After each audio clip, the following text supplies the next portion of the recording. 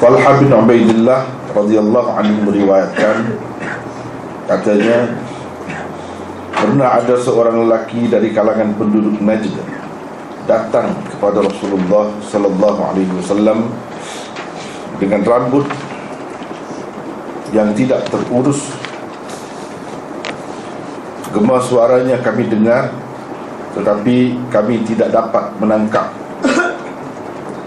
yakni tidak dapat memahami apa yang diucapkannya. Sehinggalah dia menghampiri Rasulullah sallallahu alaihi wasallam. Rupa-rupanya dia bertanya tentang Islam, yakni ajaran Islam yang mesti dilaksanakan. Kata Rasulullah sallallahu alaihi wasallam, sembahyang 5 waktu dalam sehari semalam. Tanya lelaki itu, adakah sembahyang lain yang wajib ke atas saya? Jawab Nabi sallallahu alaihi wasallam, tidak ada kecuali sembahyang sunat. Nabi sallallahu alaihi wasallam terus bersabda, berpuasa Ramadan, berpuasa di bulan Ramadan. Tanya lelaki itu, adakah puasa lain yang wajib atas saya? Jawab Nabi, tidak ada kecuali puasa sunat. Nabi SAW menyebutkan juga kepadanya tentang zakat, yakni kewajipan membayar zakat. Tanya lelaki itu, adakah saya perlu membayar apa-apa lagi selain zakat itu? Jawab Nabi, tidak kecuali dalam bentuk sedekah yang sunat. Kata perawi, lelaki itu pergi sambil berkata, demi Allah, aku tidak akan menambah dan mengurangi. Maka bersabdalah Rasulullah sallallahu alaihi wasallam, beruntunglah lelaki itu kalau dia menepati apa yang diucapkannya. Hadis riwayat Bukhari, Muslim. Bukhari dan Muslim.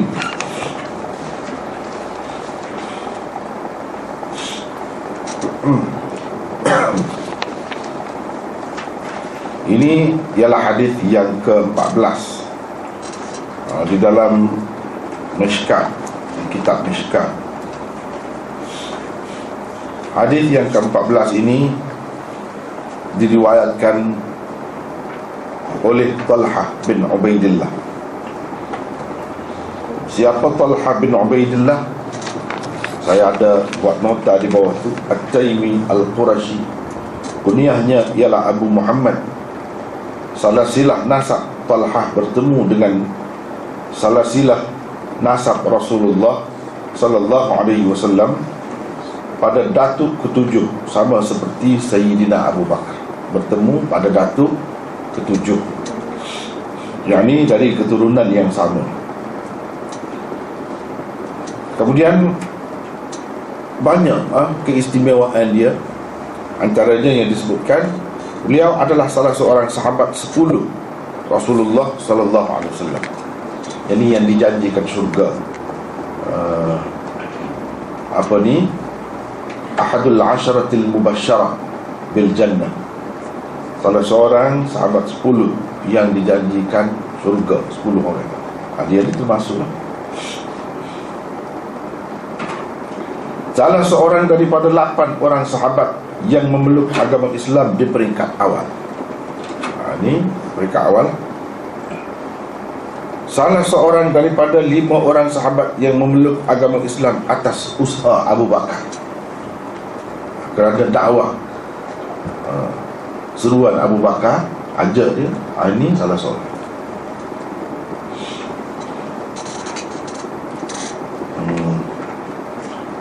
Salah seorang daripada 6 orang sahabat yang terbukti disenangi baginda sampai ke akhir hayat.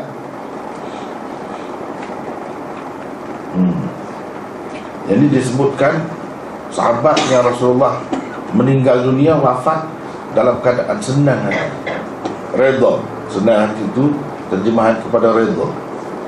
Redha, suka hati dengan dia.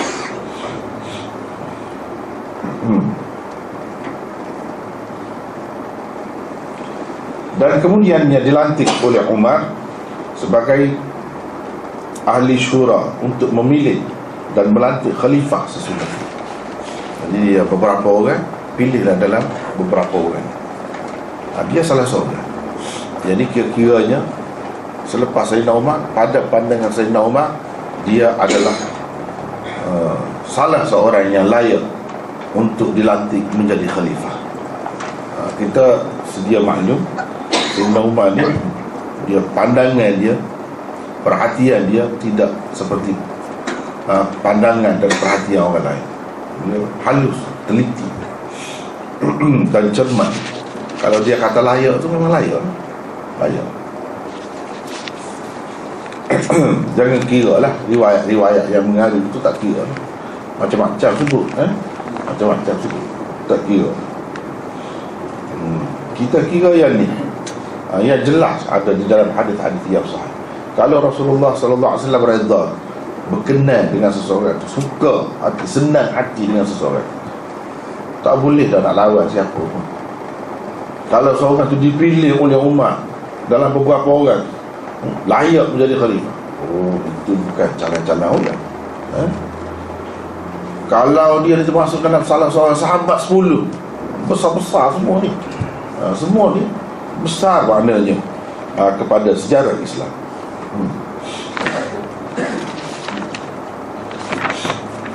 Talha telah ikut serta dalam semua peperangan yang dilancarkan oleh Rasulullah sallallahu alaihi wasallam kecuali perang Badar. Perang Badar dia tak ikut. Yang lain semua ikut bersama dengan Rasulullah sallallahu alaihi wasallam. Yang tidak bersama dengan Rasulullah pun ada juga.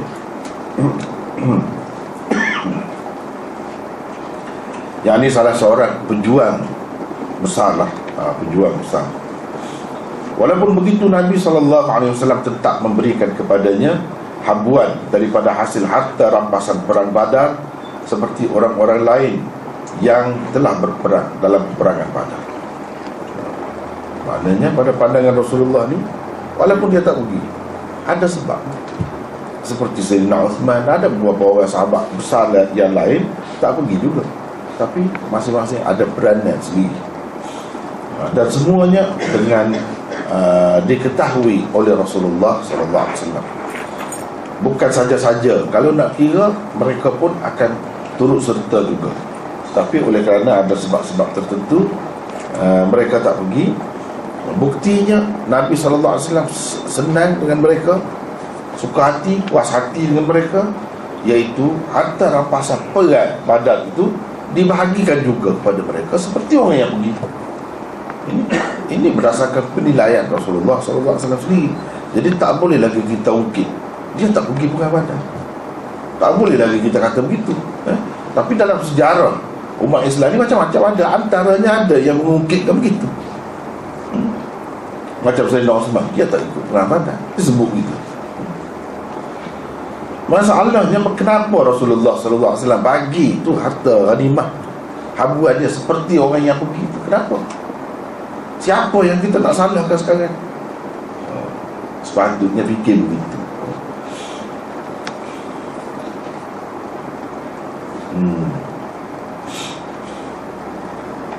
Talha telah memainkan peranan yang sangat penting dalam peperangan Uhud, dalam usahanya melindungi Nabi SAW daripada anak panah musuh pada hari itu. Sebelah tangan Talha telah lumpuh buat selama-lamanya. Dalam peperangan itu, Talha telah mendapat luka kerana tikaman, panahan dan tetakan pada 24 tempat di seluruh tubuhnya. Bayangkan, macam tu sahabat ni, Talha bin Ubaidillah, bukan main hebat. Dan kenapa lumpuh tangan? Sebab zaman dahulu dia kalau anak panah ni bukan anak panah biasa begitu, tidak. Dia racun. Ketika dipanaskan itu, tajam tu dia celup dalam racun. Kalau kena itu memang teruk lah. Macam ni lah jadi. Lumpuh ke, kalau kena di tubuh, kena di dada, boleh mati. Jadi kira-kiranya dia sebenarnya dua orang dalam peperangan itu, dua orang yang telah lumpuh tangan. Salah seorang Talha, seorang lagi Abu Dujana. Ini pun lumpuh juga tangan dia. Mana kira-kiranya tidak ada kesempatan, tidak ada cara lain. Dia nampak untuk menyelamatkan Rasulullah SAW pada hari itu. Sebab hari Uhud itu memang dahsyatlah. Serangan terhadap orang Islam itu, terutamanya nak pergi serang Rasulullah SAW sendiri itu, nak bunuh dia, memang hebat. Jadi sahabat-sahabat hanya sempat mengulurkan tangan tu, ada ketikanya tak sempat dah nak buat cara yang lain, mengambil langkah yang lain selain daripada hulur tangan. Dengan hulur tangan dia kena tangan dia, tapi tak apalah, jangan kena Rasulullah SAW. Sampai begitu yang berlakunya. Ini salah seorang. Seorang lagi Abu Dujana.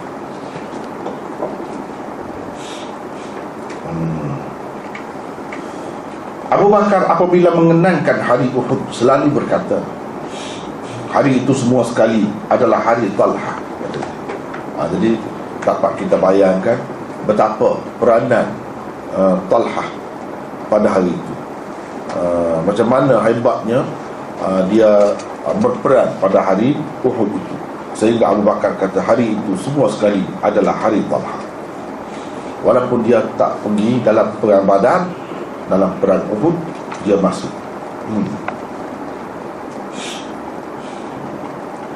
Antara sabda Nabi SAW tentang Talha ialah, satu, Talha mimman qadha nahbahu.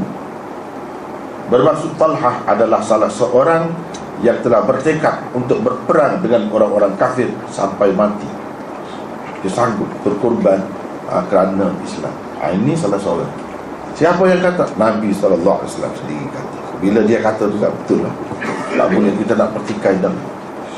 Walaupun dia tak mati dalam peperangan dengan orang kafir, Talha ni, walaupun dia nak begitu, kalau boleh mati syahid pun tak apa dia, tapi dia tidak mati dalam peperangan yang berlaku dengan orang kafir itu. Dia mati dalam fitnah pada hari Jamal.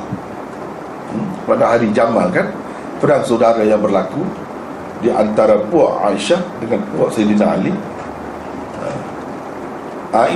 Ketika tu dia mati dipanah.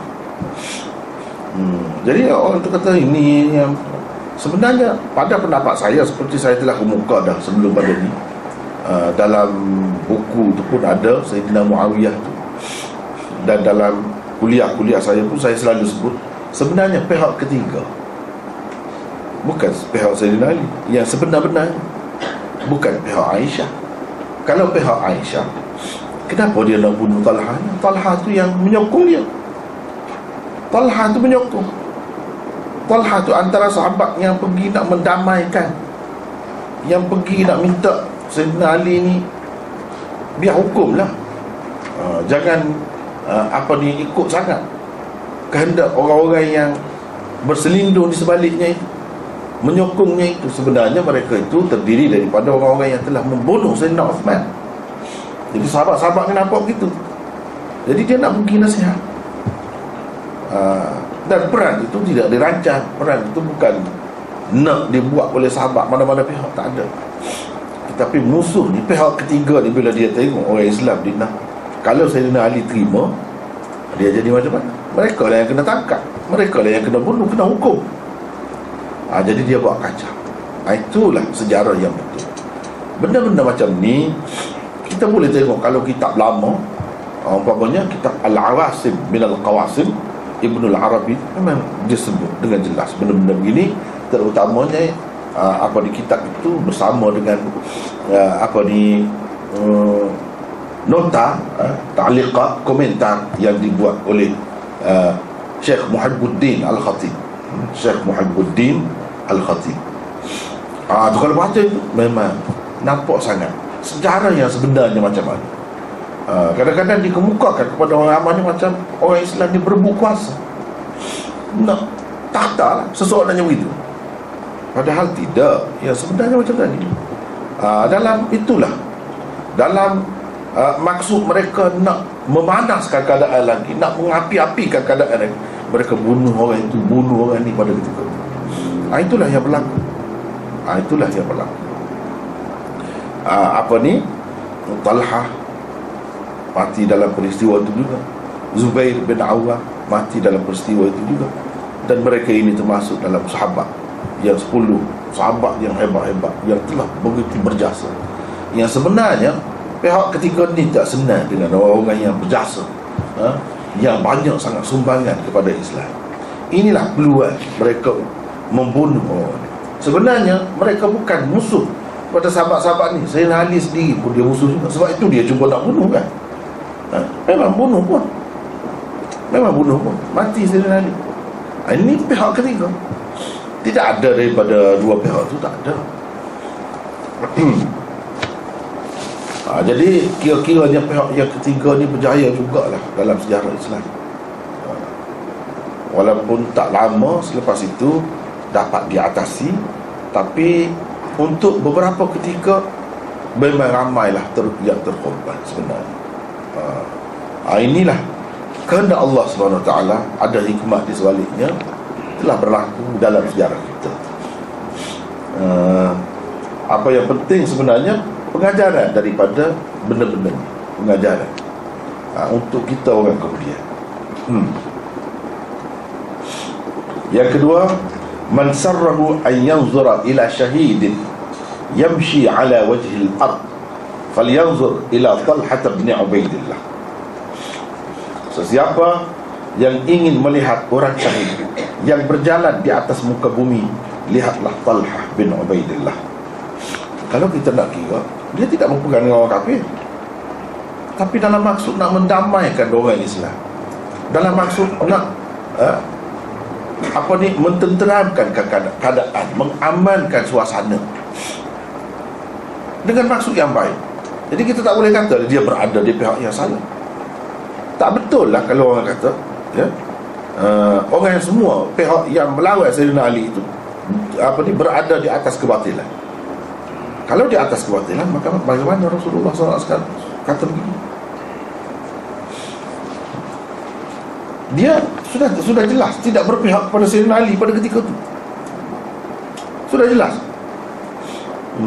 Ikutlah macam mana maksud dia, tak kira lah tu. Memang maksud semuanya maksud baik. Aisyah pun maksud gitu juga. Bukanlah dia tu cuba nak mencetuskan huru hara saja-saja. Maksudnya mereka sudah nampak ni, orang-orang yang bai'ah kepada Sayyidina Ali ni sangat ramai. Di belakangnya itu adalah orang-orang yang terlibat dalam pembunuhan Sayyidina Uthman. Mereka sebenarnya berselindung di belakang Sayyidina Ali saja. Mereka takut akan jadi perkara yang lebih teruk lagi. Ni politiknya akan jadi semakin kacau. Itu maksud sahabat-sahabat ni. Jadi dalam usaha tu dia telah mati. Dan sebelum itu Nabi SAW sudah kata ni mati syahid. Tapi syahid ni bukan berapa banyak yang dia kata mati syahid kan. Syahid itu bukan syahid apa orang panggil syahid dunia, tapi syahid akhirat. Daripada situlah ulama kita membahagikan syahid kepada dua, syahid dunia, syahid akhirat. Syahid dunia, syahid yang mati di medan perang dengan orang kafir, yang dikebumikan begitu saja tanpa kafan, yang tidak disemayangkan, macam-macam. Walaupun masih lagi ada khilaf di situ, tapi banyak perkara yang berbeza. Banyak perkara yang berbeza berhubung dengan syahid dunia ni. Adapun syahid akhirat, iaitu dimandikan, dikafankan, disembahyangkan, semua sekali seperti orang biasa lah. Tetapi oleh kerana Nabi SAW menyebutkan ni syahid, kita kata syahid. Tapi ulama bagi syahid akhirat. Yang ni hukum dalam dunia tu seperti orang biasa, tapi di sisi Allah, kira-kiranya Allah menghendaki mereka ni termasuk dalam syahid. Apa maknanya? Boleh mengelirukan. Kalau kita baca dalam syarah-syarah hadis, nampaknya mereka ni dapat jenis pahala macam tu juga. Ganjarannya walaupun tidak sama 100% dengan orang yang mati syahid kerana berperang dengan orang kafir itu, tetapi pahala jenis itu juga. Kalau kita kata ganjaran dalam bentuk duit lah, duit lah. Duit ni kan ada banyak macam. nilainya tidak sampai, tapi duit tu duit tu. Jadi begitulah juga dengan golongan ini. Jadi Nabi SAW sudah sebut dah, kira-kira dia pun mungkin dah, kalau dia tahulah benda ni, dia sudah tahu dia nak mati syahid lah. Jadi apa dah takut? Sahabat-sahabat ni bukan jadi takut, sebab tu dia turun berperang. Tapi orang yang Allah SWT tanda tidak mati, dia tak mati, walaupun macam mana dia kena pun tak mati. Dia mati kerana itulah.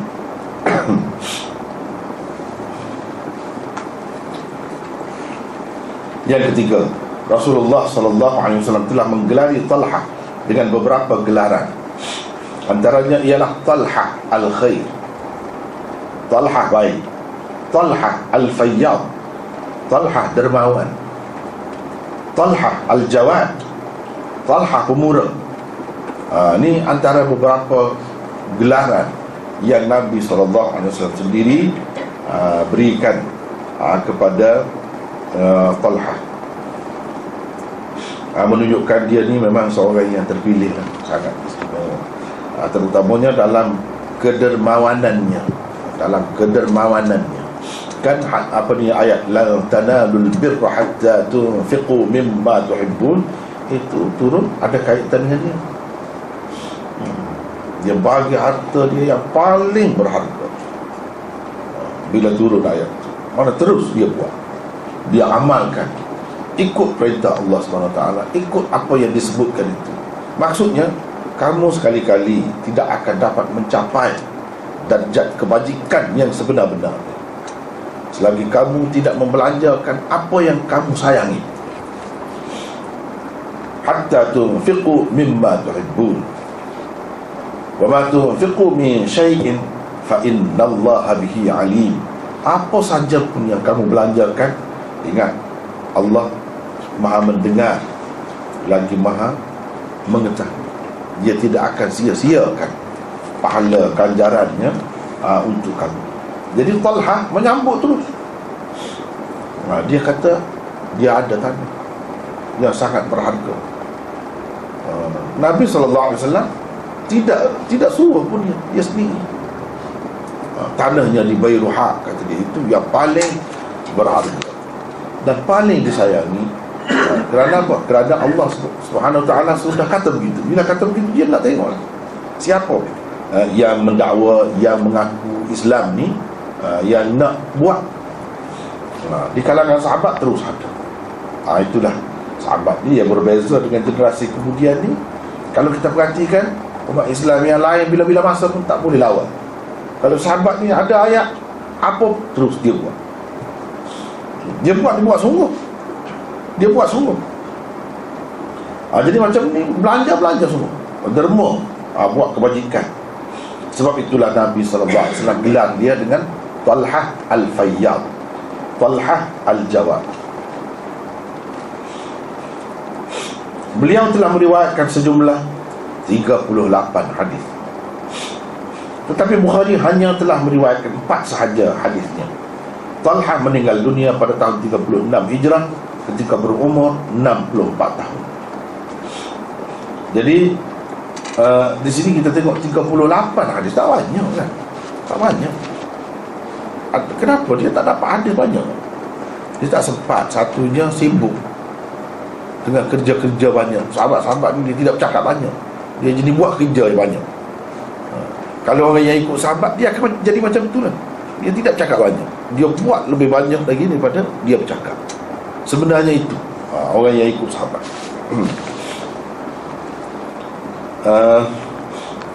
Dan setengah-setengah sahabat itu, selain daripada sibuk, dia takut nak meriwayatkan hadis itu, sebab dia pegang dengan riwayat bil lafz. Kalau tak dapat riwayatkan betul-betul sama seperti lafaz yang diucapkan oleh Nabi SAW, dia tak akan sebut, dia tak akan riwayatkan hadis itu. Dia akan cerita, dia akan buat saja. Yang dia buat tu menggambarkan apa yang Nabi SAW nak. Itu yang kedua sebabnya. Yang ketiga, kerana ada apa-apa jawatan misalnya. Jawatan ni pun sibuk juga. Satu, kalau tak ada jawatan pun sibuk kerana pergi berperang, berjihad sana sini. Itulah. Kerana ada jawatan seperti Sayyidina Uthman, tak banyak ada. Sayyidina Abu Bakar sendiri pun tak banyak ada. Bukhari hanya meriwayatkan 4 sahaja hadisnya, yakni yang menepati syarat dia. Yang selebihnya tu 38 tu ada berseleratkanlah di sana sini. Dalam kitab ini Imam Bukhari bukan kerana pandang dia ni rendah, tidak, kerana dia tengok daripada sanad tu, dari segi sanad. Bila sanad itu tidak kuat atau tidak menepati syarat dia tak akan ambil. Tak kira lah daripada siapa pun, daripada sahabat, daripada siapa pun, tak kira. Yang dia duduk bicarakan hadis Nabi sendirilah, dia tak kira itu. Yang dikiranya sanad dia. Itu sebab jadi sedikit. Jadi 4 sahaja yang diambil tu.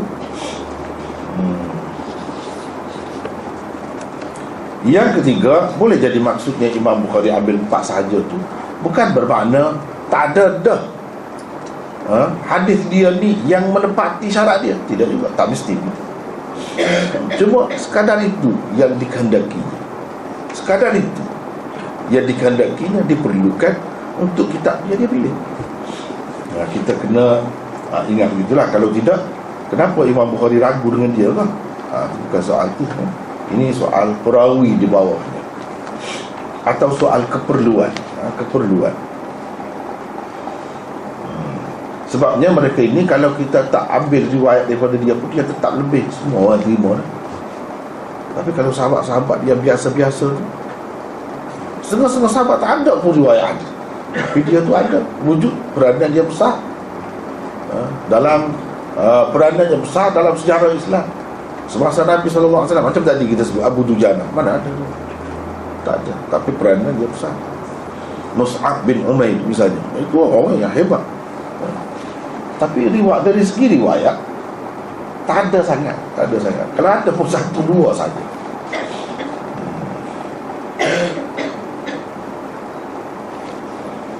Kemudian Talha meriwayatkan, katanya pernah ada seorang lelaki dari kalangan penduduk Najd datang kepada Rasulullah SAW. Seorang lelaki ni siapa? Sebab kita sudah lama juga kuliah ini kan. Ada yang Mishkat, ada yang Bukhari, apa semua tu. Kita sudah beberapa kali jumpa lebih kurang macam ni.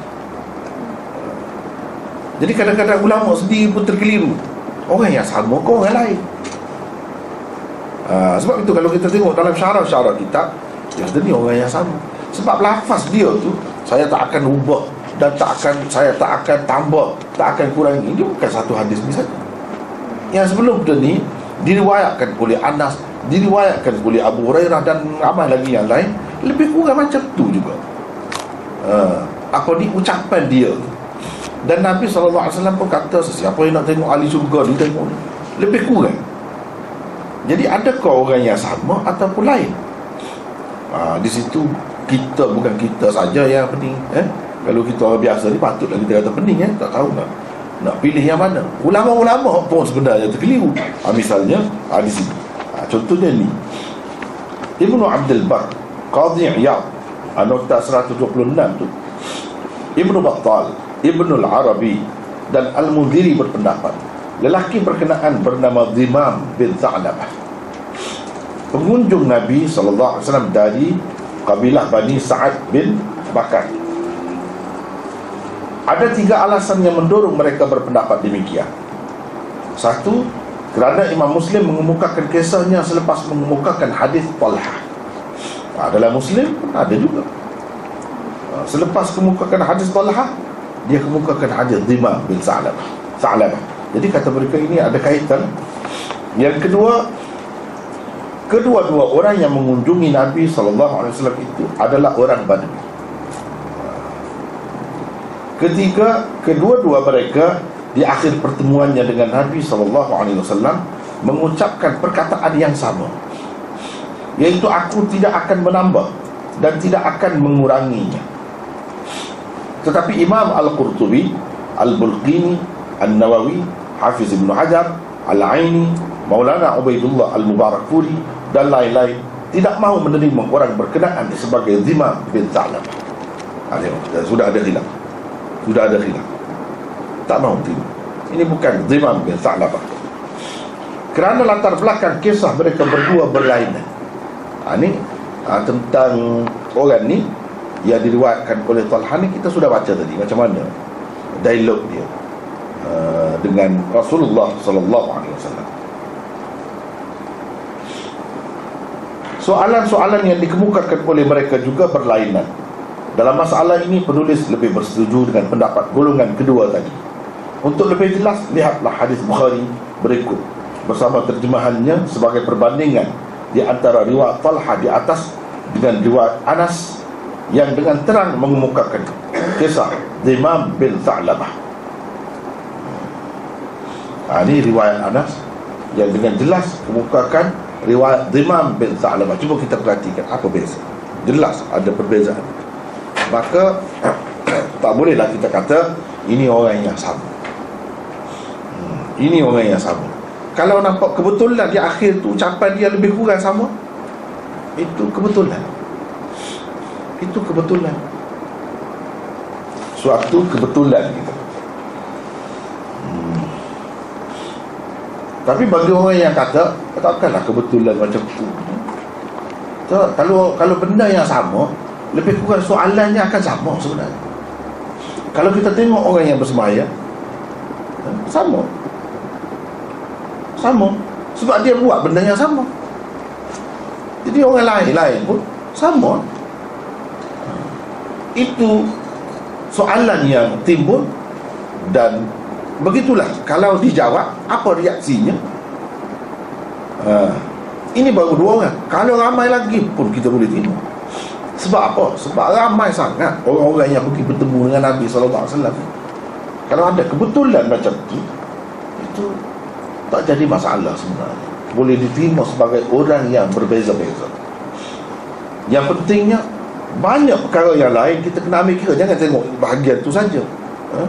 Bahagian tu saja. Tengok bahagian lain.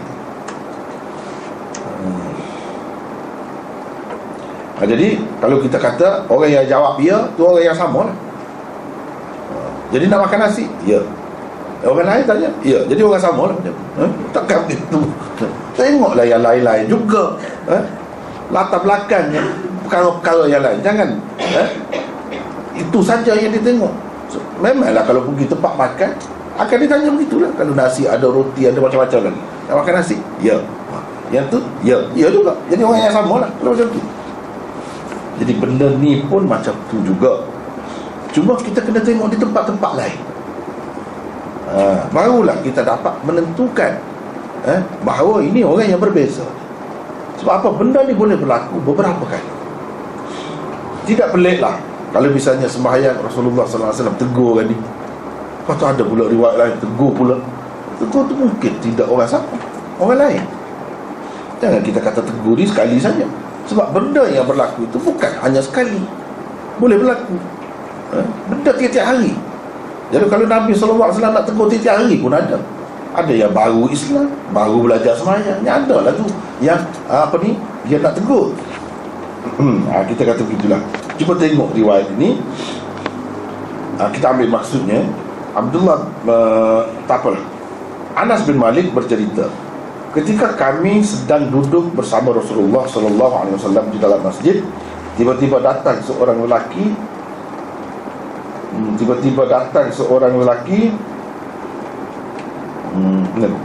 Dengan menaiki unta. Setelah menurunkan untanya di dalam masjid dan mengikatnya, dia bertanya, siapakah di antara kamu Muhammad? Cuba tengok. Cerita tadi tak ada. Banyak perkara yang tak ada. Yang sama hanya ada di hujung dia, sedikit. Siapa di antara kamu Muhammad? Sedangkan yang tadi, dia pergi menghampiri Rasulullah SAW. Dia tanya Rasulullah tentang Islam.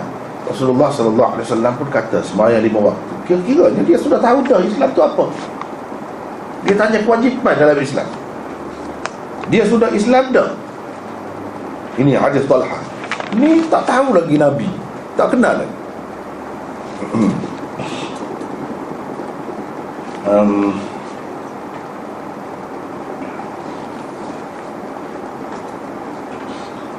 Nabi SAW ketika itu sedang bertelekan di antara mereka. Kami pun menceritakan lelaki putih yang sedang bertelekan itu. Sebab gini, biasalah juga ada ketikanya Rasulullah SAW tu dia duduk di atas mimbar. Kalau macam tu nampaklah ketara siapa ketuanya, siapa Rasulullah SAW. Tapi selalu juga Nabi SAW ni dia duduk sama tinggi dengan sahabat-sahabat dia. Kalau dia bertelekan, sahabat-sahabat pun ada juga yang bertelekan. Jadi kena tanya mana satu. Tidak selalunya Nabi SAW ni duduk di tempat yang menonjol, menarik perhatian. Kita kata di sini tak mesti begitu. Sebab itu dia tanya mana tak dapat tahu ni. Sama saja kedudukannya dari segi kedudukannya. Lelaki putih yang sedang bertelekan itu, bertelekan tu duduk gini lah. Bertelekan. Jadi dalam keadaan bersama dengan sahabat-sahabat, kawan-kawan, jika perlu boleh duduk gini. Tak boleh kita kata sombong. Mungkin dia penat ke? Macam-macam lah sebabnya. Boleh ada tu. Kita ni ada ni tempat letak tangan, kita letak tangan ni. Boleh. Macam-macam mana pun boleh. Di sini pun begitu juga. Dia kata lelaki putih yang sedang bertelekat itu. Cuba tengok satu hadis. Banyak lagi yang lain-lain. Tiba-tiba kalau kita bermimpi Rasulullah SAW tu hitam. Bukan tu. Bukan. Tapi kalau lepas kita mimpi, kita sedar tu dah dikatakan Rasulullah, atau dia mengaku dia Rasulullah, atau orang lain tunjuk itu Rasulullah, tapi yang tunjuk tu hitam. Bila di luar mimpi, kita kena kata betul mimpi tu. Betul. Tetapi yang sebenarnya Nabi itu begitu kan? Tidak. Ni dalam hadis. Kita kena pakai yang ada dalam kitab. Jangan berdasarkan mimpi, tak boleh. Itu perlu ditakwil, perlu ditakbir, perlu takbir. Jadi banyak sangat hadis-hadis yang menunjukkan Nabi SAW ni seorang yang putih, warnanya putih. Maka orang itu berkata, wahai anak Abdul Muttalib. Kira-kira dia sudah tahulah ni keturunan Abdul Muttalib. Nabi SAW pun berkata, saya telah pun menyahut panggilannya. Iyalah, kali itu. Ya.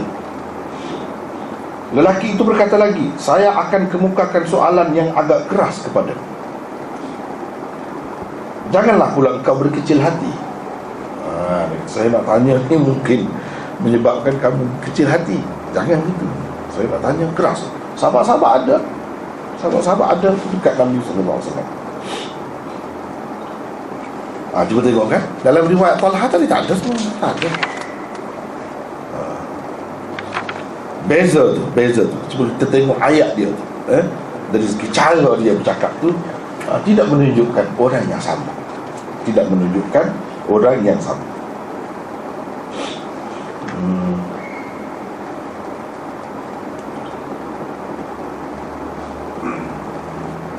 Nabi SAW bersabda, tanyalah apa yang terlintas di hati.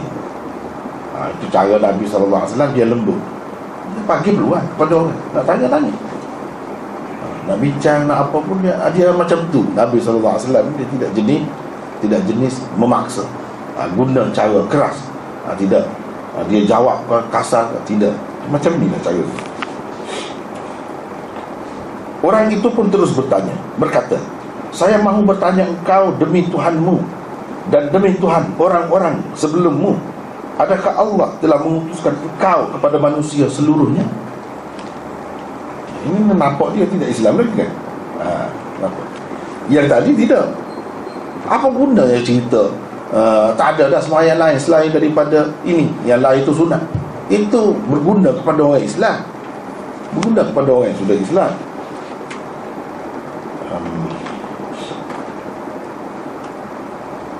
Nabi SAW berkata, ya, benar. Orang itu terus berkata, saya hendak bertanya engkau dengan nama Allah, adakah Allah menyuruh engkau supaya kita mengerjakan sembahyang 5 waktu dalam sehari semalam? Nabi SAW berkata, ya, benar. Cuba tengok soalan ni. Itu lain tu. Lain.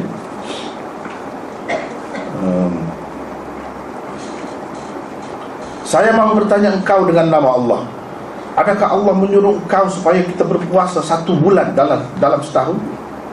Nabi SAW berkata, ya, benar. Orang itu berkata lagi, saya hendak bertanya engkau dengan nama Allah, adakah Allah menyuruh engkau supaya mengambil sedekah daripada orang-orang kaya untuk dibahagikan kepada orang-orang miskin di kalangan kita? Nabi SAW berkata, ya, benar. Maka orang itu pun berkata, saya beriman dengan apa yang dibawa olehmu. Tengok, baru nampak tu kan? Saya beriman dengan apa yang dibawa olehmu, dan saya adalah utusan kaum saya yang tidak datang bersama. Saya adalah Zimam bin Tha'labah, saudara Bani Sa'ad bin Bakar. Dia sebut nama dia. Ini jelas. Jadi yang lain tu tak sebut nama. Ramai ulama-ulama cuba kaitkan nama ini dengan orang-orang yang tidak disebutkan namanya itu. Padahal kalau kita perhatikan betul, dia banyak perkara yang berbeza. Banyak perkara yang berbeza. Dan sepatutnya kita kata ini adalah orang lain lah, bukan Zimam dalam hadis Talhah tadi.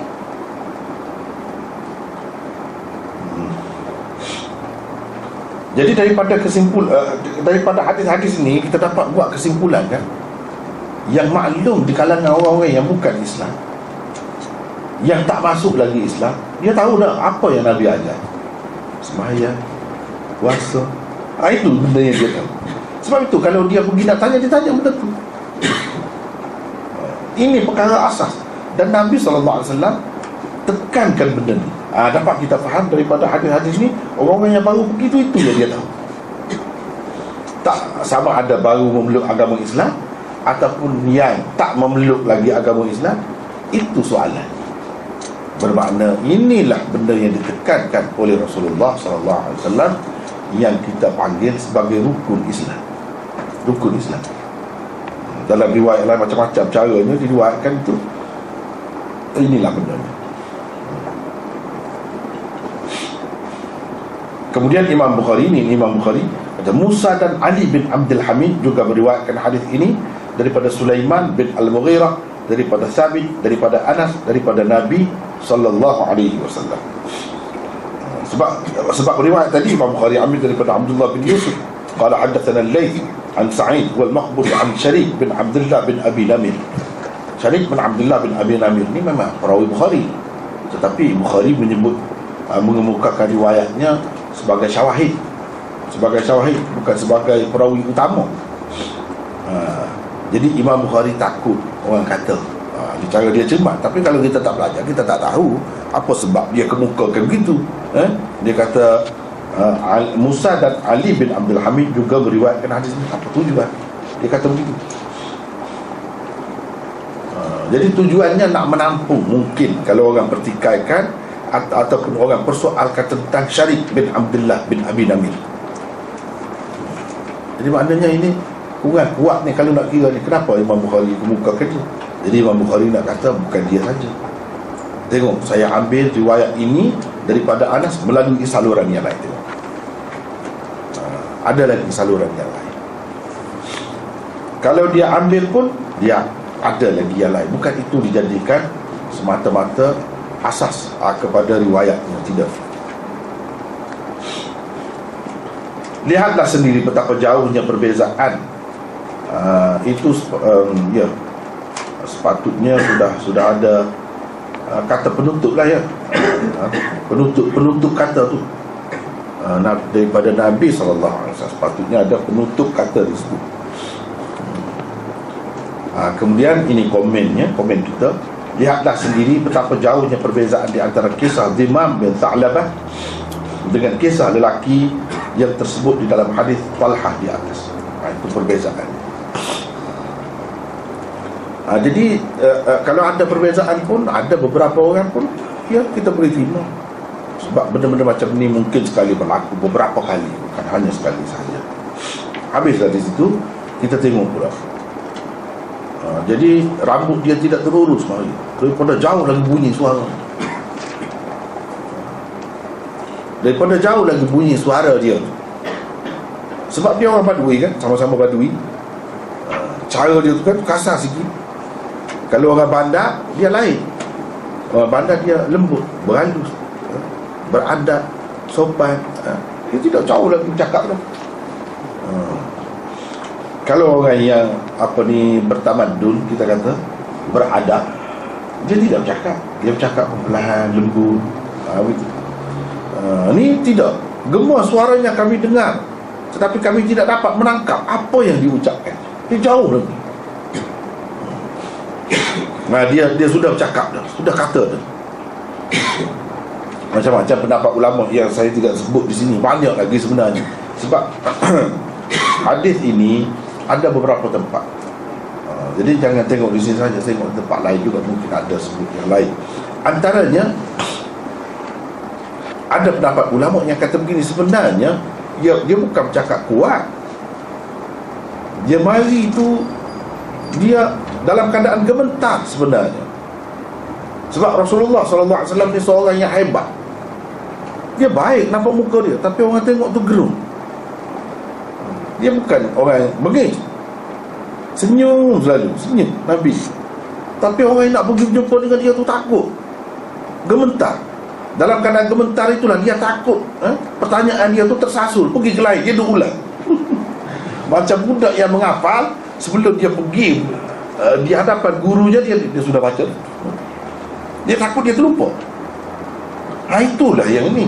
Jadi sahabat-sahabat tu kata macam dia meraung, bukan meraung. Sebenarnya dia bercakap dah, nak berulang. Dia takut terlupa, dia takut tersasul. Itu yang dia nak tanya.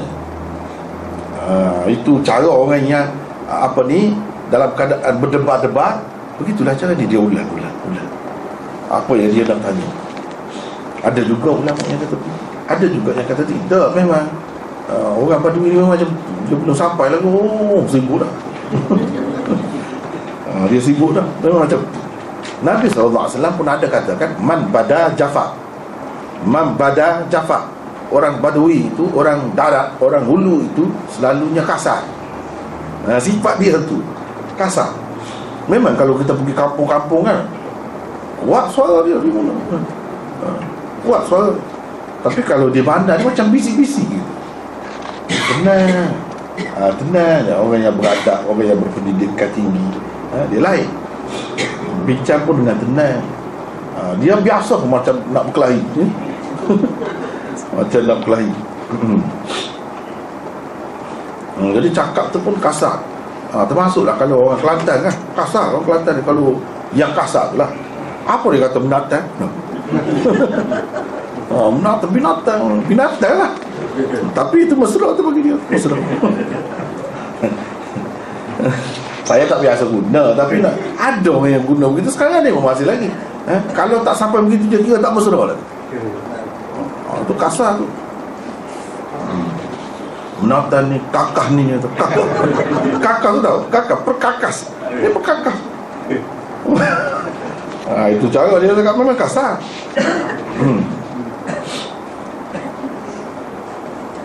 Ini termasuk dalam hulu juga lah. Darat juga lah. Badui Melayu. Termasuk dalam Badui jugalah akhirnya. Baiklah.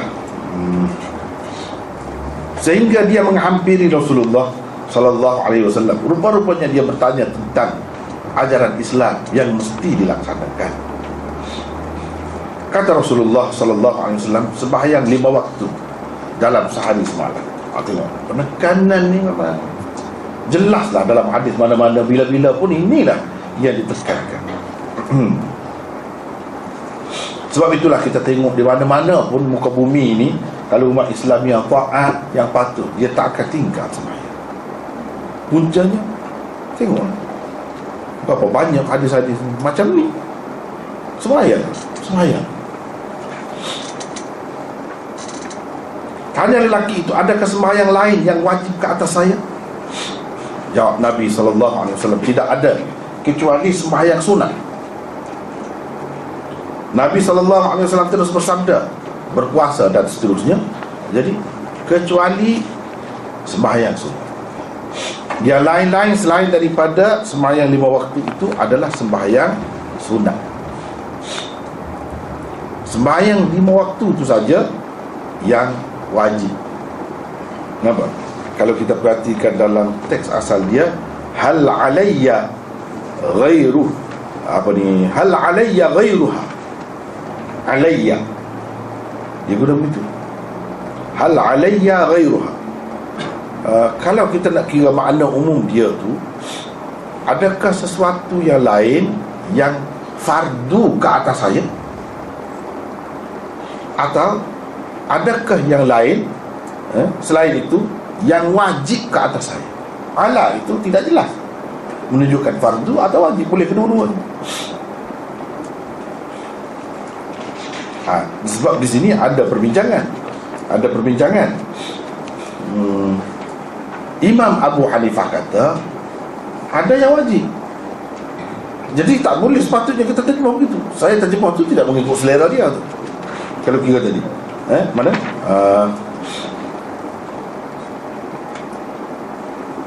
Adakah sembahyang lain yang wajib ke atas saya? Kalau mengikut selera orang-orang Hanafi, tak boleh terjemah begitu. Kalau mereka akan kata begini, adakah sembahyang yang lain yang fardu ke atas saya? Jadi alayya itu dengan makna fardu. Dia akan terjemah begitu. Sebabnya yang wajib banyak lagi, mengikut mereka. Sembahyang witir wajib, sunat subuh wajib, banyak yang wajib. Sebab itu orang Hanafi kuat sembahyang. Itu semua wajib. Wajib dengan arti berdosa kalau tak buat. Kalau tinggal dengan sengaja kena qadha, itu wajib. Cuma mereka tak kata fardu. Witir bukan fardu. Sembahyang fardu 5 waktu ni. Sembahyang fardu 5 waktu saja, sama seperti orang-orang lain juga. Tapi sembahyang yang wajib bukan yang 5 tu saja. Yang 5 tu bukan wajib, fardu kata dia. Itu perbezaan istilah, perbezaan pendapat. Kita perlu tahulah. Terutamanya orang yang belajar hadis ini, sebab mereka pun dia perhati hadis juga. Lalu masing-masing itu berbeza pendapat. Orang ni faham gini, orang ni faham gini. Tak apalah, kita tengok dulu apa sebab jadi berbeza. Ada nota di situ.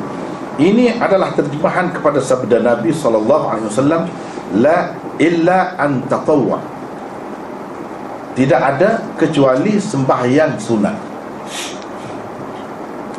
Tidak ada, kalau maknanya yang lebih tepat, tidak ada kecuali kalau engkau tatawwa, bertatawwa, kalau engkau melakukan sembahyang sunat, kalau engkau melakukan sebagai sunat, begitulah.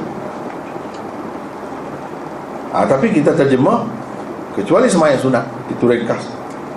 Sembahyang lain selain itu tak ada. Yang wajib selain itu, kecuali kalau ada pun ada lagi sembahyang banyak lagi, tapi sunat. Termasuklah witir, sembahyang sunat subuh, sembahyang malam dan lain-lain. Walaupun antara satu dengan yang lain tu dia berbeza lah, semua terima. Dari segi kedudukan, taraf, darjat dia tu tidak sama, terima, tapi termasuk dalam sunat. Cuma ada yang muakkad, ada yang tidak muakkad, itu iyalah. Tapi nak kata wajib itu tidak. Fardu pun tidak, wajib pun tidak. Sunat saja. Ini mengikut orang lain. Dia ada dua pendapat di sini. Perkataan illa di dalamnya adalah adat istithna. Ini kita bincang dari sudut bahasa sedikit ya. Ia dipakai oleh Syafi'iyah, Hanabilah dan orang-orang yang sependapat dengan mereka sebagai istithna munqati'. Golongan Hanafiyah, Malikiyah Dan orang-orang yang sependapat dengan mereka pula memakainya sebagai istithna muttasil. Sebagai istithna muttasil. Mustathna di dalam istithna munqati' bukan dari jenis mustathna minhu, atau ia bukan sebahagian daripada hakikat mustathna minhu.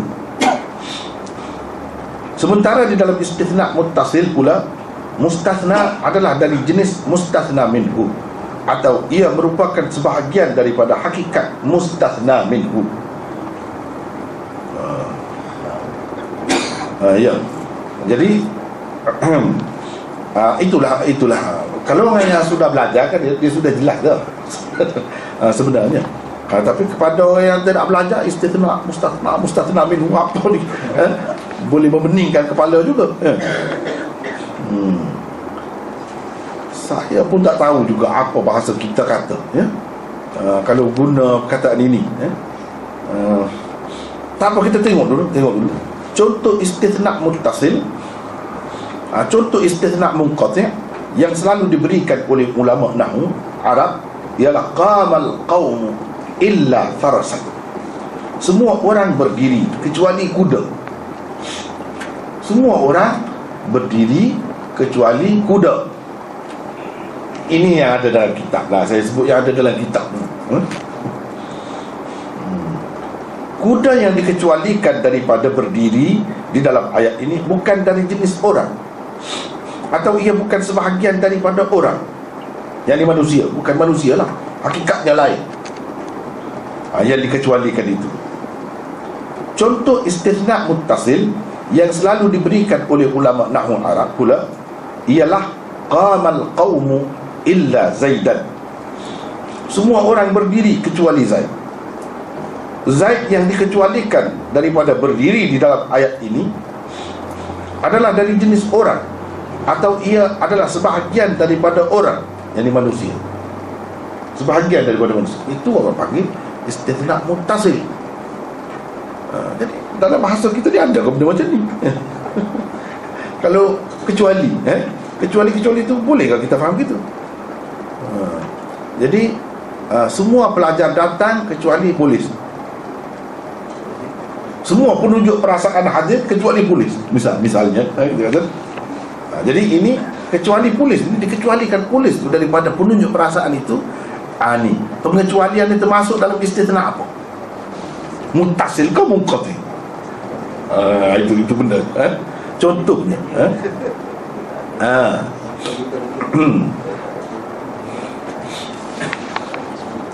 semua makanan ada semua kecuali kuih tak ada. Kuih tak ada. Makanan semua ada kecuali air tak ada, misalnya kita kata. Itu macam mana? Semua ada makanan kecuali kuih tidak ada. Itu istithna apa? Inilah yang dipelajari. Kalau kita kecuali atau selain itu, saya rasa saya walaupun tak belajar bahasa Melayu pun sedikit sebanyak saya baca juga. Jadi sejauh yang saya baca tu dia tak ada perincian macam ni. Jadi kita nak kata macam mana? Jadi kita kena pakai yang Arab punya. Jadi ini termasuk dalam istithna. Kecuali ini dia tidak sama. Ada kalanya selepas kecuali itu hakikatnya sama dengan yang sebelum. Ada kalanya tidak sama.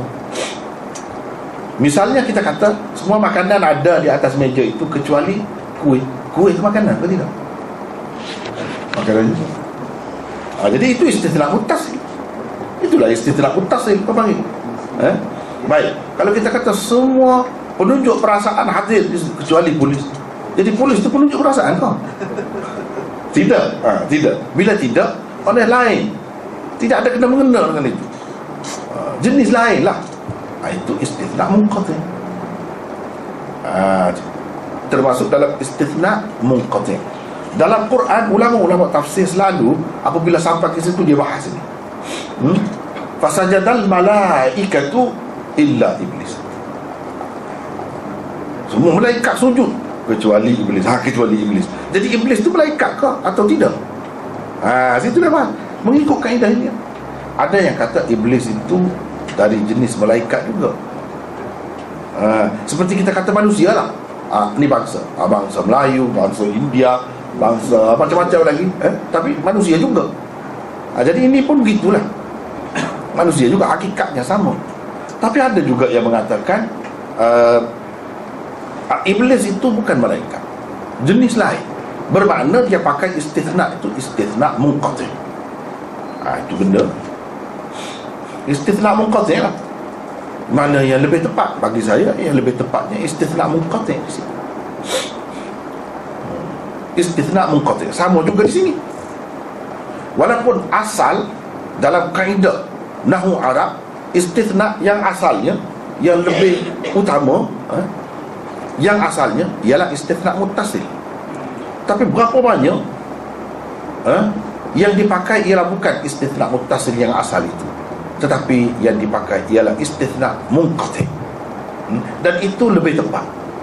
Kita nak tahu tepat atau tidak tepat, tengok bukti-bukti yang lain. Misalnya dalam Quran disebut tentang iblis tu, kana minal jinni fa fasaqa an amri rabbi. Kana minal jinni, dia tu daripada jin. Dia tak sebut kana minal malaikat. Jin lain, malaikat lain. Jadi bermakna illa iblis tadi istithna munqati', bukan muttasil, sebab jenis lain.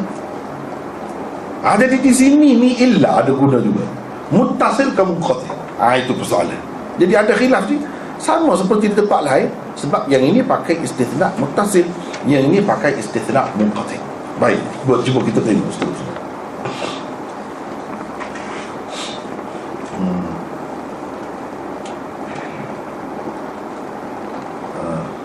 Orang-orang yang menganggap illa di dalam sabda Nabi SAW di atas sebagai istithna munqati', mentakdirkannya begini. Kalau kita nak nyatakan dalam ucapan yang jelas, begini jadi. Dia kata la illa an tatawwa. Itu ringkas. Kalau kita nak jelaskan mana-mana yang tersembunyi, maka dia akan jadi begini. La yajibu 'alaika syai'un illa in aradta an tatawwa, illa in aradta an tatawwa fadzalika laka. Kalau dalam bahasa Arabnya begitulah. Bermaksud tidak ada sembahyang apapun yang wajib atasmu, yakni selain sembahyang 5 waktu dalam sehari semalam yang disebutkan tadi, kecuali sembahyang sunat. Ia terpulang kepadamu, sama ada engkau hendak mengerjakannya ataupun tidak. Itulah maksudnya, mafhumnya. Yang kita panggil, kalau orang yang belajar Arab, dia tahu takdir.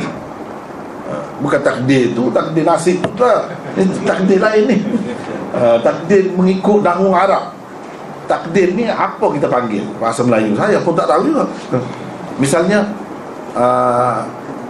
awak nak ke mana tu? Kedai. Dia jawab ringkas, kedai. Jadi kedai tahu mana?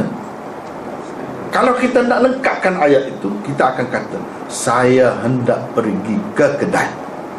Jadi saya hendak pergi ke, itu semua yang ditakdirkan, yang diandaikan. Kalau disebut dengan lengkap macam mana, begitulah. Tapi kenapa dia tak sebut? Nak sebut buat apa? Dah faham dah daripada soalan itu, tak perlulah. Kalau bercakap itu cara orang baru belajar bahasa tu. Kalau orang yang sudah lama, yang sudah mahir, dia cakap macam tu. Mana? Kedai. Kedai. Ke kedai pun tidak. Kedai. Apa kedai?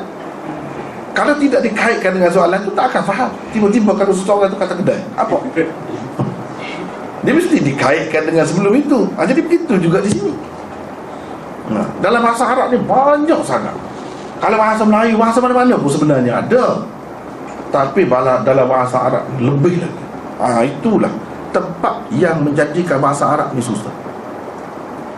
Nak banding dengan bahasa. Kalau orang bahasa lain, kalau orang boleh yang ni, dia boleh bahasa Arab. Sebab apa? Ni falsafah dia, ahli bahasa dia. Dia kata kalaulah tidak ada hadap, buang perkataan tertentu, tidak ada takdir macam tadi, himar pun boleh faham. Dia kalau nak menggambarkan bodoh, dia terus himar. Sebab himar ada di kalangan dia. Kalau kita lembu lah, himar ada, tak itu sangat, tapi himar pun guna juga kan. Hemar pun boleh faham. Jadi kita ni manusia. Dia ada beza lah manusia dengan hemar. Tengok ke binatang, dia faham juga anak dia. Bila ibu dia bunyi macam ni, dia mari. Ibu dia bunyi macam, dia lari, menyembunyikan diri. Dia faham. Tetapi bahasa manusia ni sepatutnya lebih daripada itu. Dan istimewanya, apabila tak ada benda-benda tadi lah, boleh faham juga. Itulah manusia.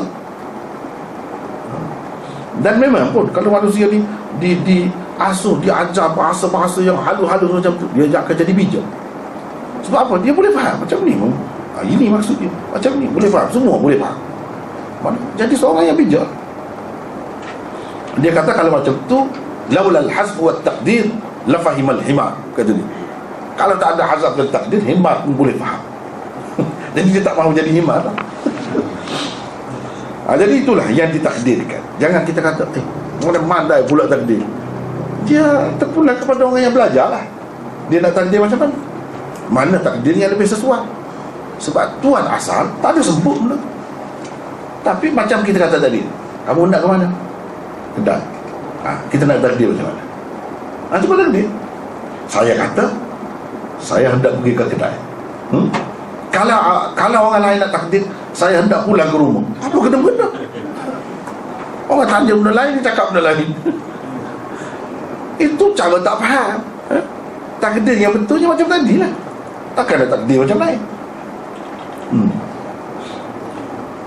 Awak nak ke mana? Saya tak mahu makan nasi. Apa kena-kena? Itu takdirnya. Saya tak mahu makan nasi, takdir. Mana boleh macam tu. Biarlah sesuai. Ini takdir yang dibuat.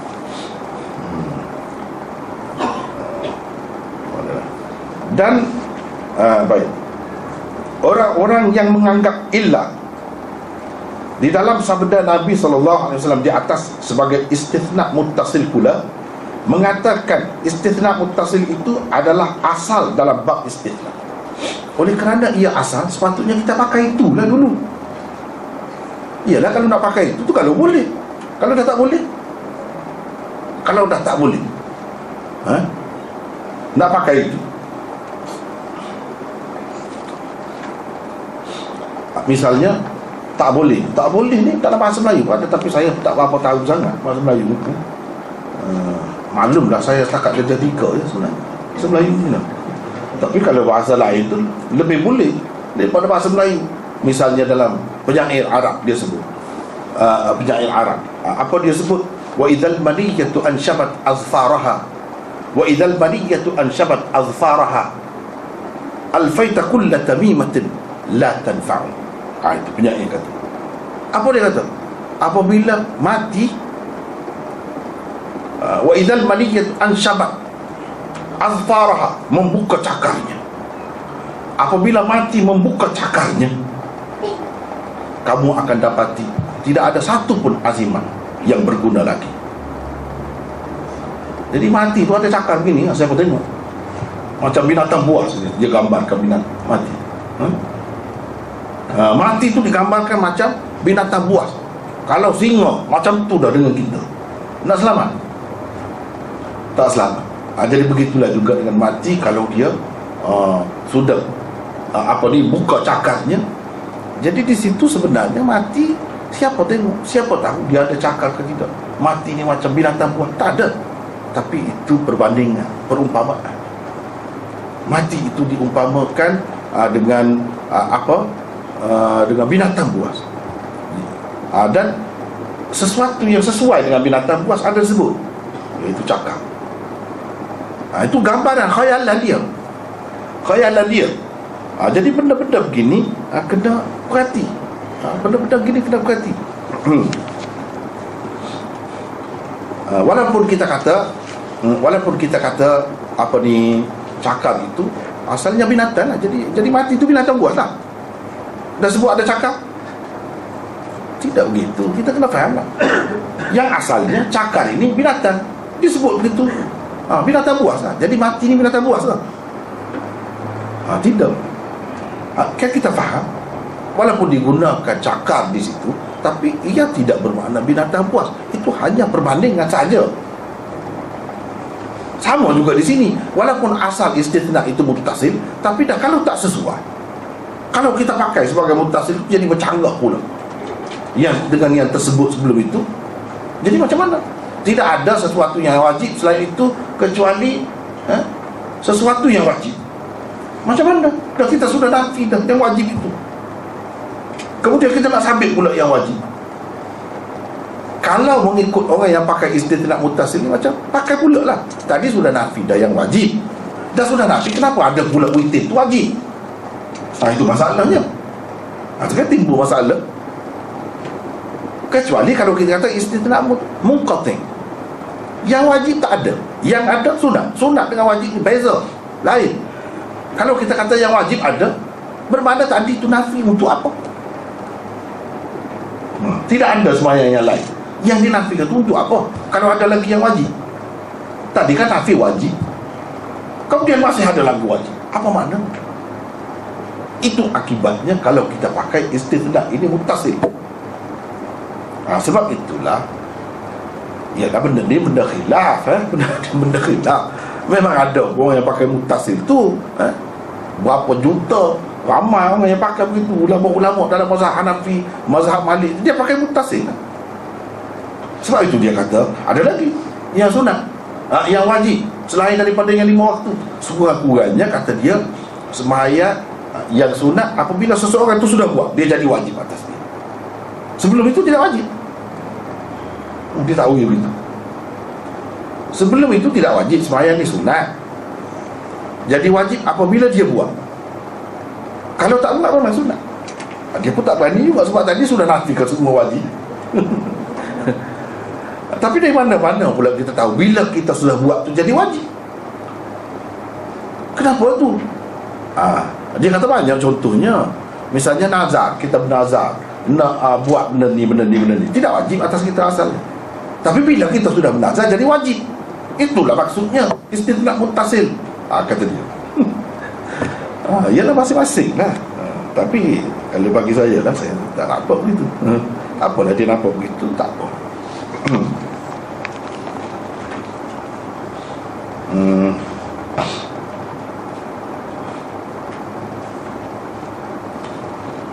Baiklah. Orang-orang yang menganggap illa di dalam sabda Nabi SAW di atas sebagai istithna muttasil pula mengatakan istithna muttasil itu adalah asal dalam bab istithna. Istithna pada kecuali selain itulah. Itu istithna. Apabila dipakai istithna di sini sebagai istithna muttasil, maka ia akan berarti tidak ada sembahyang apapun yang wajib atasmu selain sembahyang 5 waktu dalam sehari semalam yang disebutkan tadi, kecuali kalau kau bersembahyang sunat, maka wajiblah atasmu menyempurnakannya. Itu jauh tu begitu. Jauh tu begitu. Jadi kena mula dulu. Kena mula, mana dalil? Lepas tu kena menyempurnakan, mana dalil? Jadi wajib apabila telah dibuat. Sebelum dibuat tidak wajib. Sebab dia tak berani juga. Sebab Nabi sudah nafikan semua kan. Adakah sembahyang yang lain yang wajib ke atas saya? Itu umum tu, selain daripada yang 5 waktu. Nabi kata tak ada. Kata tak ada, nafilah, tak ada. Melainkan sembahyang sunat. Dia jadi melainkan kalau kamu buat sunat, maka jadi wajib lah. Jadi wajib ke fardu. Kalau kita andaikan hal alayya ghairuha tadi, adakah sesuatu yang lain yang fardu ke atas saya? Macam mana? Macam mana? Tidak ada, kecuali yang adanya perkara yang sunat jadi fardu. Jadi fardu lah. Jadi wajib saja paling tinggi. Apa beza fardu dengan wajib? Pula situ itu banyak celaru kalau kita pakai di sini istithna muttasil.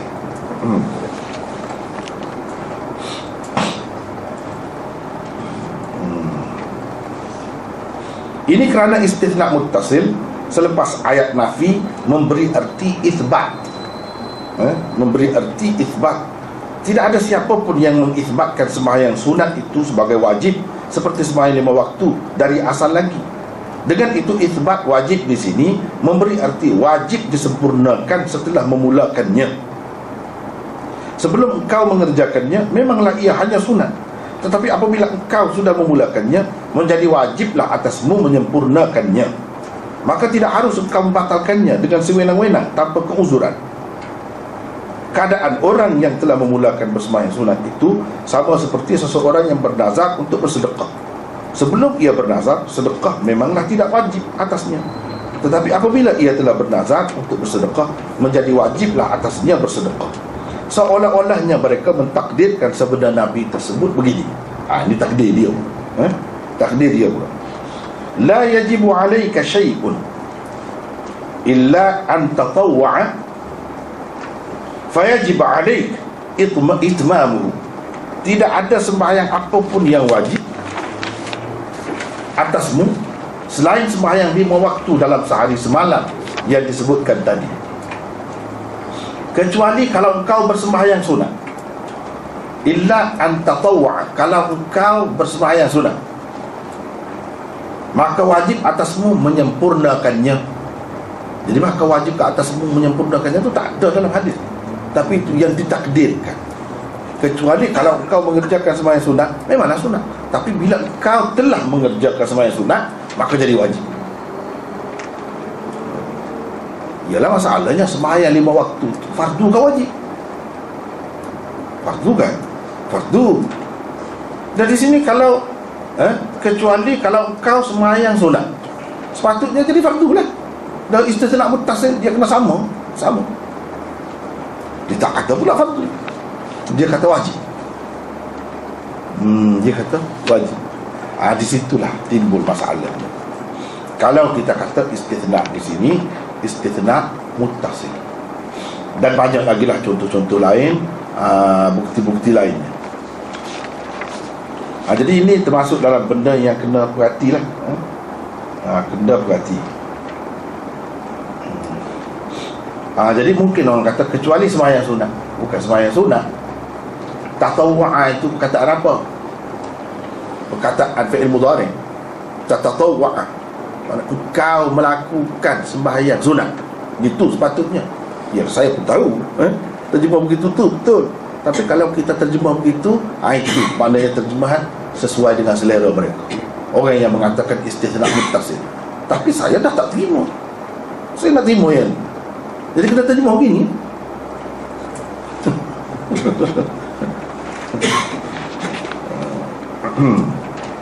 Kalau terjemah begitu, kecuali kalau engkau mengerjakan sembahyang sunat. Kalau engkau mengerjakan sembahyang sunat, jadi wajiblah. Kalau tidak, sunat.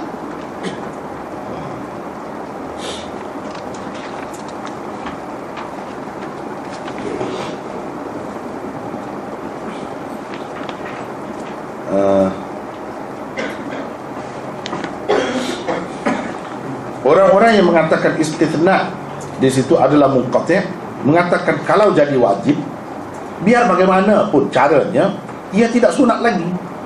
Tidak sunat lagi lah, malah wajib. Sedangkan Nabi SAW sebelum itu telah menafikan sembahyang yang wajib selain daripada sembahyang 5 waktu. Dia sudah nafikan, tidak ada kecuali sunat. Itu yang ada. Memang pun kita terima sembahyang sunat ada lagi selain daripada yang 5 tu.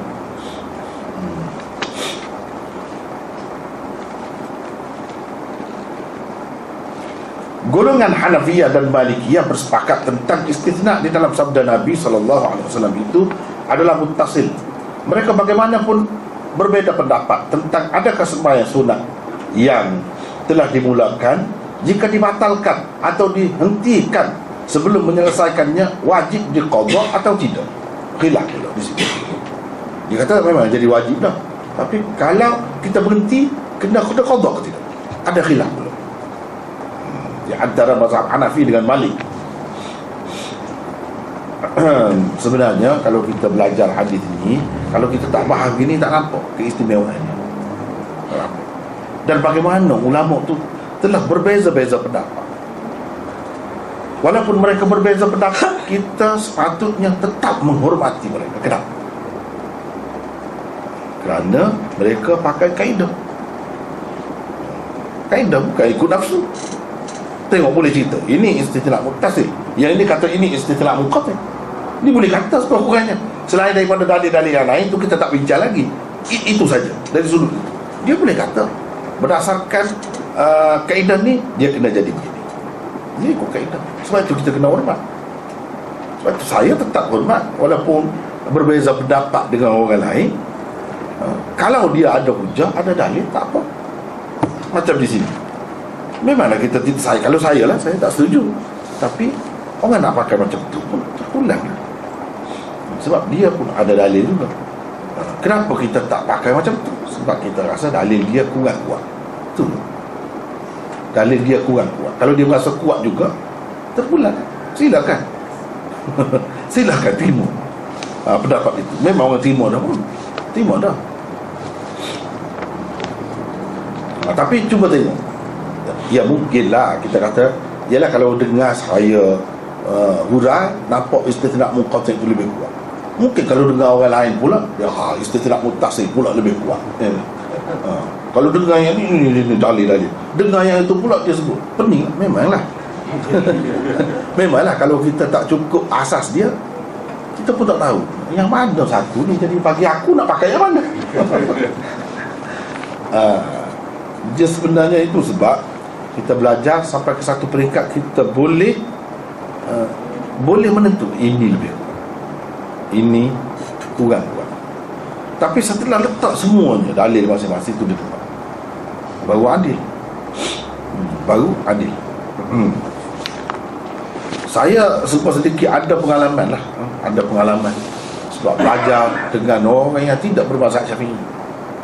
Macam-macam kita boleh tengok. Orang Syafi'i pun begitu juga, apa kurangnya. Macam-macam kita boleh tengok. Ada yang dia nak menegakkan yang dia saja,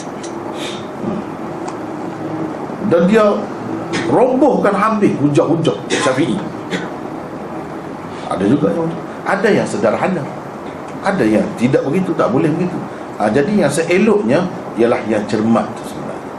Yang cermat tak kira mana-mana mazhab pun, dia semua mereka semua ni adalah imam-imam besar.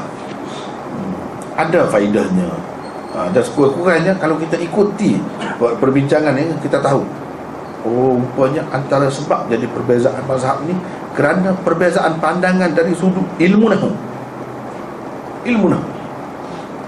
Dari sudut tu jadi berbeza. Jadi kalau orang tak tahu ilmu nahwu, macam mana nak masuk dalam bidang ni?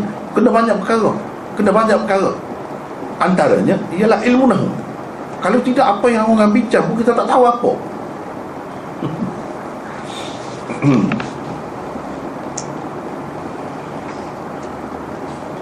Baik. Golongan Hanafiyah berpendapat ia wajib diqadha secara mutlak, yang sunat tadi bila sudah buat. Sama ada seseorang itu membatalkannya dengan sengaja atau kerana sesuatu keuzuran. Golongan Malikiyah pula berpendapat tidak wajib diqadha kecuali kalau seseorang membatalkannya dengan sengaja tanpa keuzuran.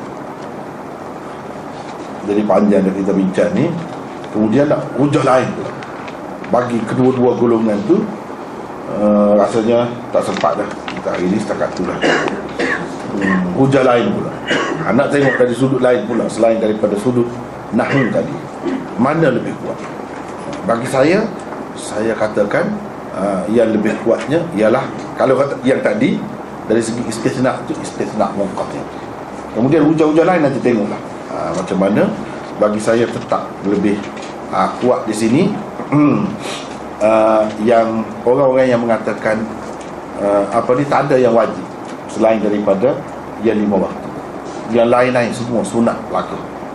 Cumanya sunat-sunat tu ada perbezaan pula. Ada yang lebih muakkad daripada yang lain, ada yang biasa, macam-macam lah sunat. Itu saja. Nak kata nama wajib tu tak ada. Tapi kalau nak terima juga terpulang. Begitu setakat tu lah dulu untuk kali ini. Wallah.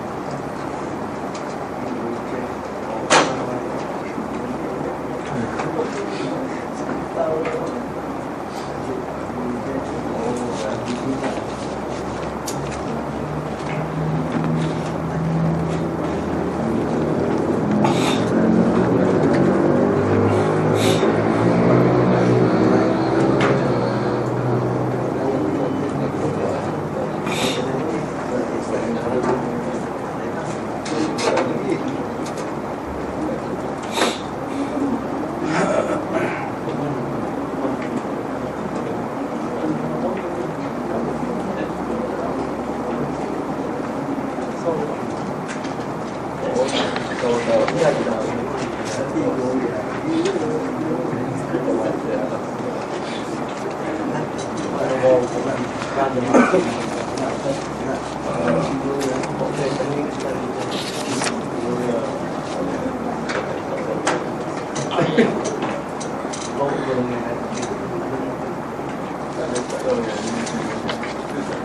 beberapa soalan di sini. Yang pertama, apa sikap kita dalam menerima dan menolak ilmu Maulana Jalaluddin Ar-Rumi?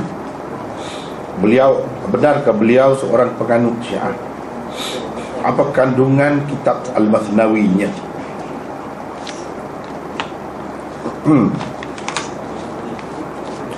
Syair apa yang keduanya, yang telah memberi kesan yang mendalam kepada kehidupan Ustaz?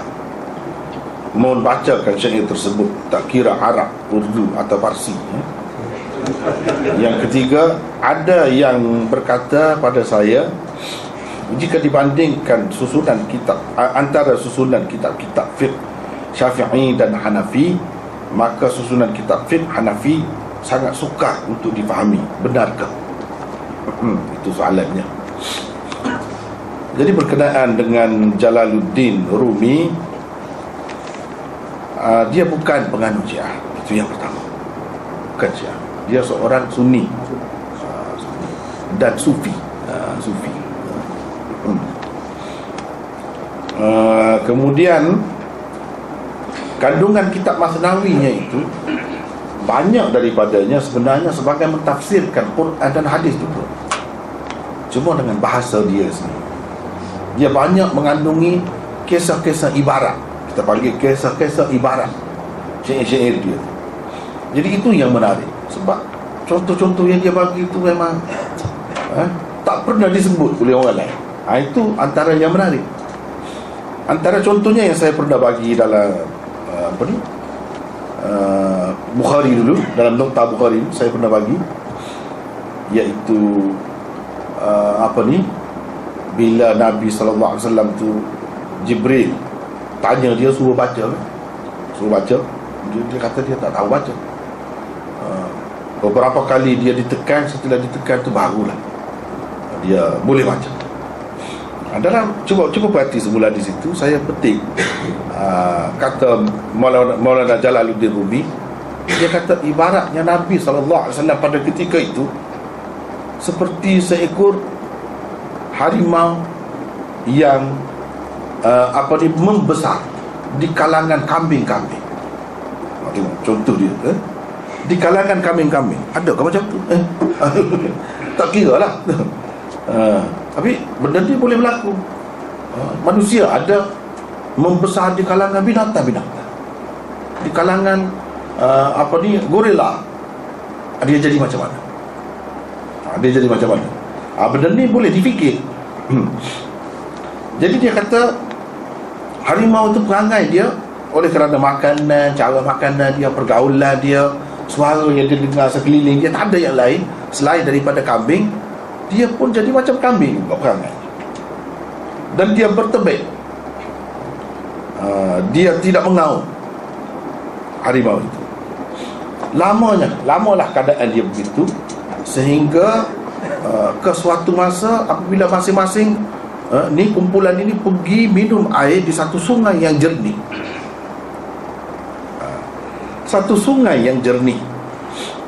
Bila pergi di situ, dia tengoklah rupa dia. Aku tengok orang lain ni tak sama. Semua yang lain-lain ni kambing semua. Dia tengok ke atas pun kambing, tengok dalam air pun kambing semua. Yang harimaunya dia saja. Ketika itu sifat semula jadi dia baik, dan mengaumlah dia.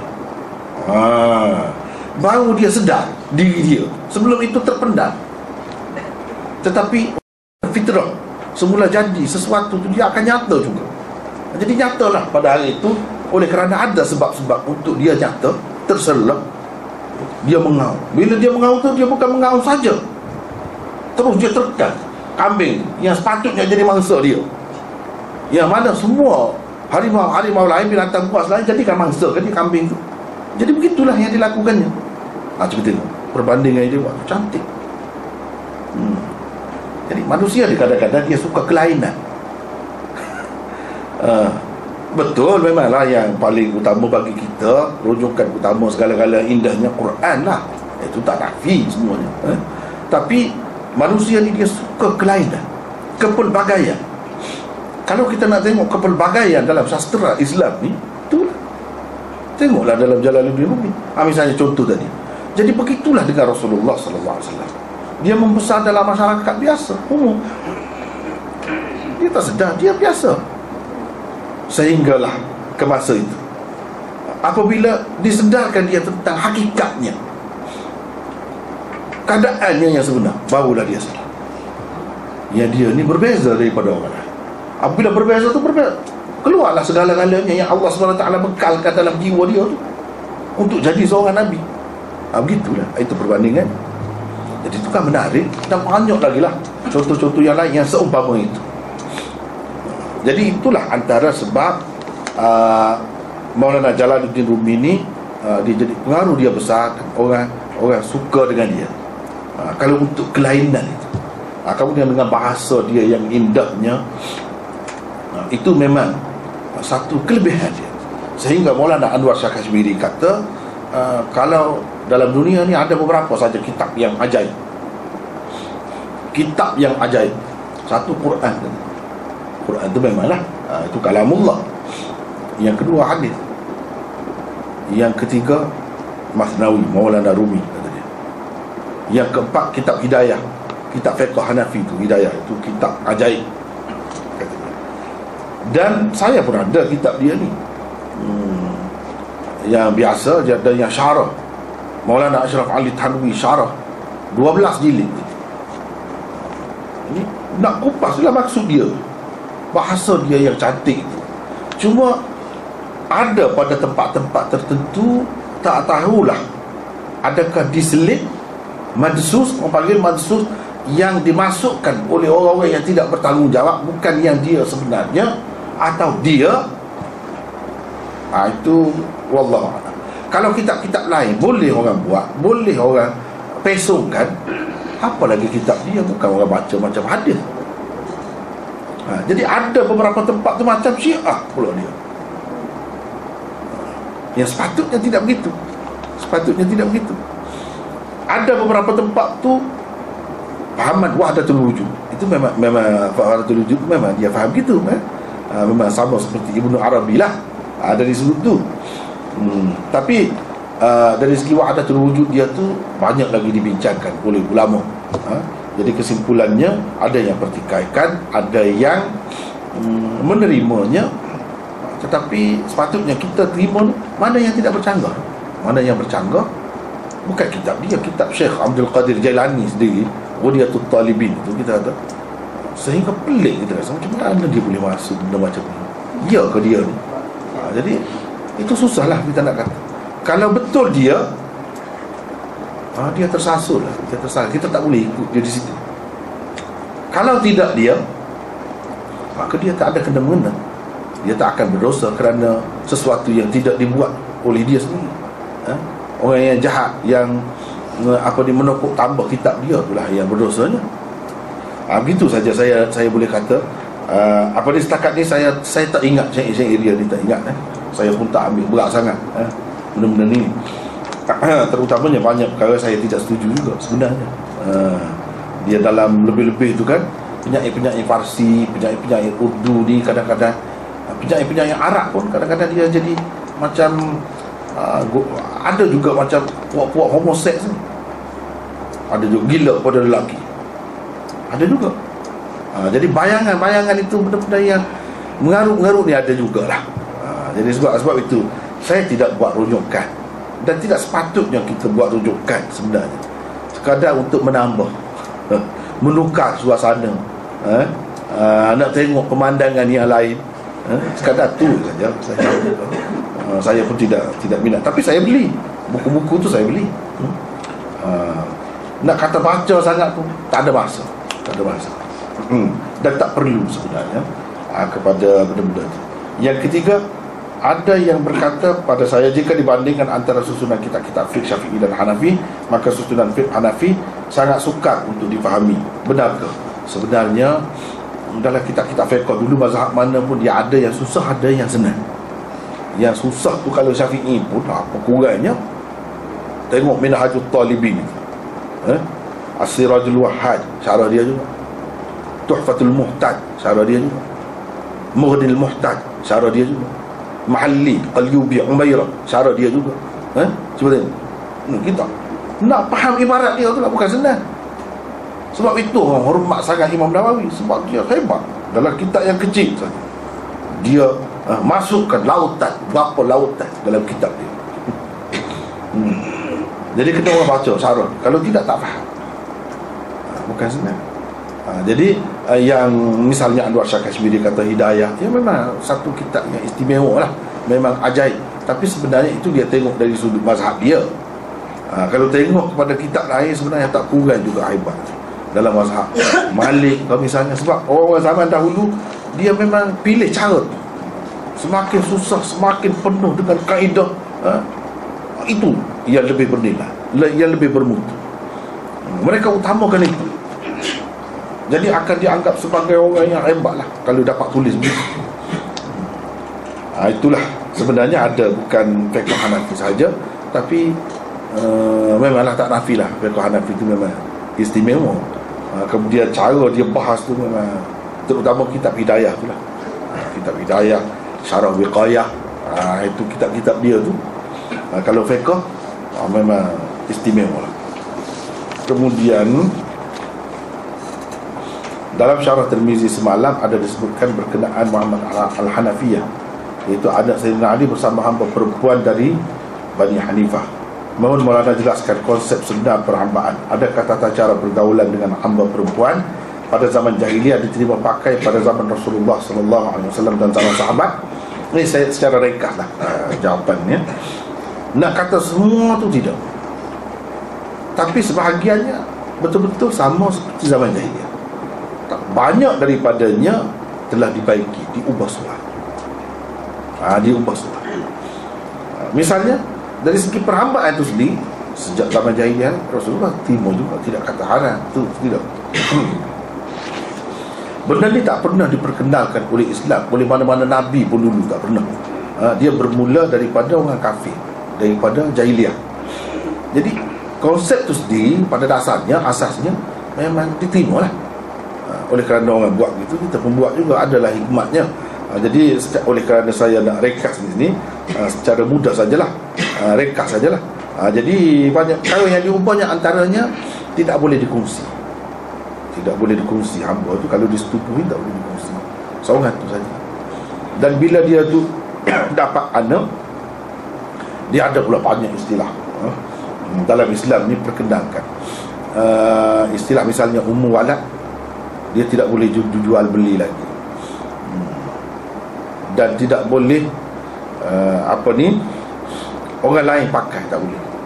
Dia jadi hak seseorang tu lah, khusus, cuma tidak isteri je lah, tidak isteri. Di zaman Rasulullah SAW banyaklah yang diterima pakai di zaman jahiliyah tu sudah diubah, sudah diubah lah.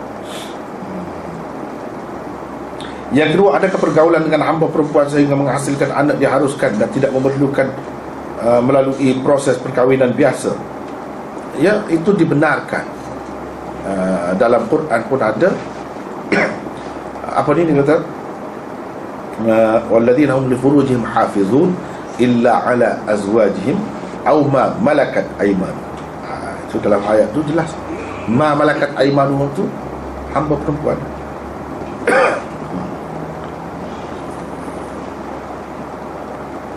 Hamba perempuan tak perlu berkahwin. Kalau kahwin jadi isteri, ini bukan isteri, tapi dibenarkan. Cumanya apa dia, seseorang tu mengkauli perempuan itu, orang lain tak boleh. Tapi kalau jahiliyah boleh. Jahiliyah boleh.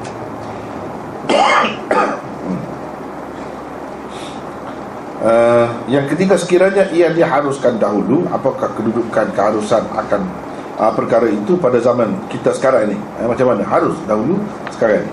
Dia begini, benda ni mengikut ulamanya termasuk dalam hukum mu'allaq. bukan mansukh. Hukum ada dua, ada yang mansukh, ada yang mu'allaq. Yang mansukh ni mana perkara lah yang mansukh lah. Dulu menghadap kiblat kepada Baitul Maqdis sudah mansukh, tak boleh pakai. Tapi dulu ada, Nabi sendiri menghadap kiblat kepada Baitul Maqdis itu mansukh lain. Hukum mu'allaq dia tergantung, dia tidak termasuk terus. Apa hikmatnya? Saya nampak benda ni akan berlaku pula. Sebab itu tidak dimasukkan. Dia bergantung kepada orang kafir. Kalau orang kafir buat begitu terhadap kita, berlaku semula sistem, kita boleh pakai. Tidak kata kita tak ada jalan untuk pakai benda ni, tapi kita nak memulakan tak boleh. Dalam keadaan orang kafir sendiri pun tak mahu benda ni, kita lebih-lebih lagi lah orang Islam sepatutnya tak mahu. Kalau dia berpaling saja, kita sepatutnya berpaling dan lari. Bukan boleh kita cetuskan suasana supaya hidup kembali sistem ini. Tapi kalau ia berlaku pula, kita boleh pakai. Sebab itu ulama-ulama dalam kitab-kitab fiqh kan, dalam kitab hadis semua sampai sekarang ni dibaca lagi, ada, dipelajari. Mungkin kalau kita tak belajar sekarang ni, kita kata tak guna, tak ada benda ni. Sekarang ni tak ada. Kalau ada, macam mana kalau kembali semula? Sedangkan hukum ini mu'allaq. Mu'allaq mana tergantung. Kalau kita kata mansukh lah, teruk kita ni. Kalau hidup semula sistem, teruk kita. Itu kita rugi banyak.